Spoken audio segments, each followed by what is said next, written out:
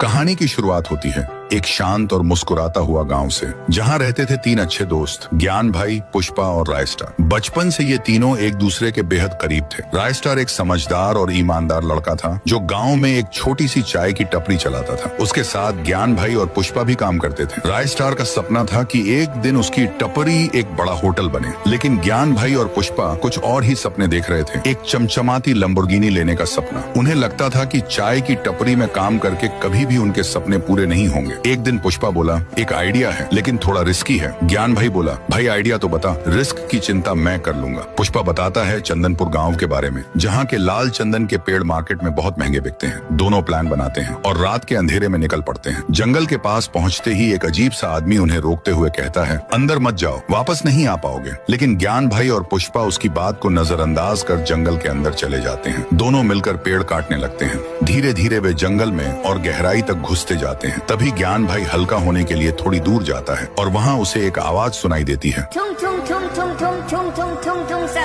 ज्ञान भाई डर जाता है। अचानक एक डरावना आदमी उसके सामने आ जाता है, लंबा लकड़ा। उसकी आंखों में गुस्सा भरा होता है। लंबा लकड़ा कहता है, तुम लोगों ने मेरे पेड़ काटे, अब तुम्हारा भी यही अंजाम होगा। और वो वहीं ज्ञान भाई को मार देता है। पुष्पा जब उसे ढूंढने आता है तो ज्ञान की लाश देखकर घबरा जाता है। वो भागने लगता है, लेकिन तभी उसके पीछे भी लंबा लकड़ा आ जाता है। पुष्पा भी बच नहीं पाता। अगले दिन सुबह रायस्टार अकेला दुकान पर होता है। तभी एक पुलिस जीप आकर रुकती है। पुलिस वाला कहता है, चंदनपुर के पास 2 लाशें मिली हैं, क्या ये तुम्हारे दोस्त थे? रायस्टार सदमे में चला जाता है। जब वह चंदनपुर पहुंचता है और अपने दोस्तों की लाश देखता है तो टूट जाता है। तभी उसे वही अजीब आदमी मिलता है जिसने रात में ज्ञान और पुष्पा को रोका था। वो आदमी कहता है, मैंने मना किया था, मत जाओ, लंबा लकड़ा मार डालेगा, लेकिन उन्होंने मेरी बात नहीं मानी। रायस्टार समझ जाता है जंगल में कुछ है, कुछ बहुत खतरनाक। उस रात के 2 बजे रायस्टार अकेला उसी जंगल में जाता है। वहीं पेड़ के नीचे बैठ जाता है शांत। तभी वही आवाज आती है, ठुंग ठुंग ठुंग ठुंग ठुंग ठुंग ठुंग ठुंग ठुंग सहूर।